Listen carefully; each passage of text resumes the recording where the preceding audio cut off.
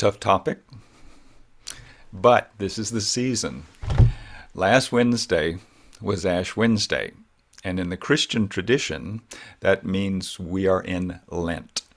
And Lent are the 46 days between Ash Wednesday and Easter. Now, Lent is traditionally a period of abstinence when Christians fast, give up certain luxuries, and adopt a spiritual practice that leads to the renewal of the soul. Now, the story behind Lent, one of the origin stories, is that it's about when Jesus left for the desert to prepare his soul for an intense 3-year period of ministry of healing people, preaching, and just being out in the world. He was in the desert for 40 days and was tempted numerous times to change his plans by the devil. This time of Christ.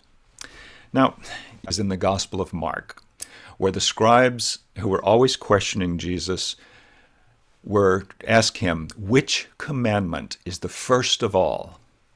Now, in the Gospel of Mark, chapter 12, verses 30 and 31, Jesus answers that, and he says, the first is that you shall love the Lord your God with all your heart, all your soul, and with all your mind, and with all your strength. The second is this, you shall love your neighbor as yourself. There is no commandment greater than these. Love your neighbor as yourself. Oh my gosh, what great guidance. But like all principles, this sounds good, sounds reasonable, but like all maxims, it's extremely difficult to practice consistently. Especially because the world we're living in is so messed up. I don't need to tell you that we're living in a divided country. Author Brooks' writings and book and videos have strongly influenced this sermon. And he writes on our divisions, he says, quote, political differences are ripping our country apart. Political scientists have found that our nation is more polarized than it has been at any time since the Civil War. 1 in 6 Americans have stopped talking to a family member or a close friend because of politics. Millions of people organize their social lives and their news exposure along ideological lines to avoid people with opposing viewpoints. What is happening to us? We've always had disagreements between ideologies, and we've often differed in how we think the country and the world should be ordered. But something is worse now. Author Brooks observes that we've transgressed from disagreements and anger into something far, far worse: contempt. Contempt is a noxious brew of anger and disgust, and not just contempt for other people's ideas, but for the people themselves. We have contempt for those people we feel are the origins of injustices. In the words of the philosopher author Schopenhauer, the contempt is this: the unsullied conviction of the worthlessness of another. Contempt across political and ideological lines has become so ubiquitous that Brooks thinks we've actually become addicted to contempt. Addicted to contempt. I've taken that drug. Like any addiction, I hate what it's doing to me. But I'm having a terrible time staying away from it. Here's the narrative from both the far right and the far left. You are allowed to hate some people. You are allowed to look down and ridicule them, be they certain politicians or certain people in the public eye. It's fine to hate them. They're reprehensible, they're despicable, they're terrible, they cause all sorts of harm, and of course, it's fine to hate them. It's a problem if you don't hate them. the people who defend them, it's fine to hate them too, because they're also terrible people by association. That's what we hear. Now, the news I read often has me thinking thoughts like, how can they believe that crap? How can they support such a politician? What kind of idiots support separating children and parents at the border? And to my dismay, I have said these very words out loud. How can those people vote against their own interest? Those people. Do you see how that last one heaps contempt upon the people who vote differently than I do? Can you see my fall from disagreement with someone's ideology into my conclusion that they are inferior to me and they are part of the mindless mass? By that statement, I've pushed past ideological differences to contempt for the people who voted differently than I do.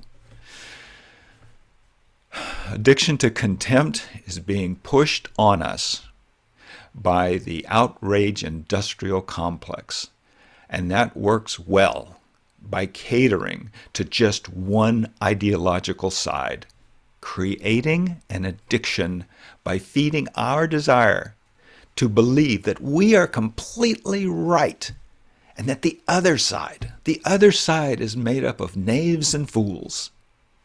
It strokes our own biases while affirming our worst assumptions about those who disagree with us.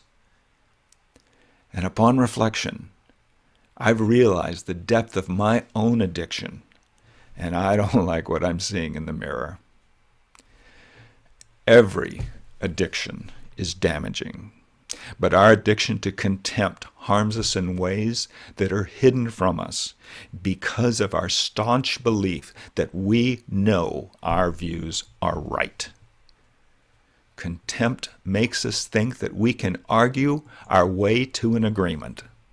If I just offer my facts and present my views, then the other person, inferior though they are, will certainly change their mind. Contempt makes political compromise and progress impossible. Contempt makes persuasion impossible. No one has ever been hated into agreement. Contempt kills any curiosity of a different viewpoint. We are all like addicts. We hate the drug that's destroying our lives, and we blame someone else for our problem.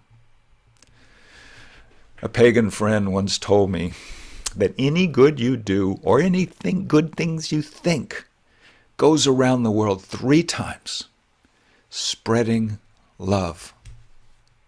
She also said that anything you do or think that is hateful only goes out a short distance, then returns to harm you. She said, be careful with what you think and do. In June of 2020, the company Beyond Conflict published a report titled America's Divided Mind, subtitle Understanding the Psychology That Drives Us Apart. This is a fascinating report, studying the differences between how Democrats and Republicans view themselves and how they think the opposite party views them. What the report found was that there is a huge distorted suspicion of each other across party lines. Each party perceives a far greater dislike from their opposite party than really exists. Each party thinks the other party is out to destroy them, and the survey and the data says that's just isn't true. The distrust and dehumanizing of the other party, that's at the core of what continues to drive us apart. And the perceived suspicions are not founded in reality. The deep suspicions are not real. So where do these deep suspicions and distrust come from? Here's an excerpt from the executive summary of that report, which 28 pages. It's fascinating. Quote, when polarization in the United States becomes more about identity than disagreement on issues, it becomes toxic. Increasingly, Americans who identify themselves as either Democrats or Republicans view one another less as fellow citizens and more of enemies who present a profound threat to their identities, creating a form of American sectarianism. Toxic polarization, like violent sectarianism in many parts of the globe, distorts our view of reality. This leads people to underestimate what they have in common and creates a vision of the world that is defined by this destructive us versus them mentality. Us versus them mentality. Our view of reality has been distorted on both sides of the divide. Liberals and conservatives are being pushed further apart by the news we select to hear. Now, is this part of a master plan to keep us divided apart and fighting each other? Could this be a conspiracy by the powerful to keep power? I don't know. But I don't want to be a part of it anymore. What can we do? Arthur Brooks has some suggestions. He writes, quote, you might be tempted to say we need to find ways to disagree less, but that's incorrect. Disagreement is good because competition is good. Just as in politics, just as in economics, we need a robust competition of ideas. We need disagreement. It helps us innovate, improve, and find truth. He goes on to write, what we need is not to disagree less, but to disagree better. And that starts when you turn away from the rhetorical dope peddlers, the powerful people on your side who are profiting from the culture of contempt. As satisfying as it feels to hear that your foes are irredeemable, stupid, deviant, remember, when you find yourself hating something, someone is making money or winning elections or getting more famous and powerful. He concludes, unless a leader is actually teaching you something you didn't know, or expanding your worldview and moral outlook, you are being used. Your road to recovery starts with changing the only person you can, yourself. I promise you, you will be treated with contempt very soon. But you don't have to respond with hate. It's okay to be angry. It's okay to disagree. But you are perpetuating the divide if you convict another person as worthless. This is Lent. This is a season to change at least one heart. Yours. Love your neighbor as yourself. This Lent season, I'm giving up something that I hope renews my soul. I'm giving up something that I've become addicted to. I'm giving up my contempt for others. I'm going to allow myself to be angry, but only about ideological differences. When angry, I will recite our first principle, the inherent worth and dignity of every person. May we all see how our actions and thoughts affect others. May we see that we have more in common between us than differences. And may we do this all together. May it be so. Amen, and blessed be.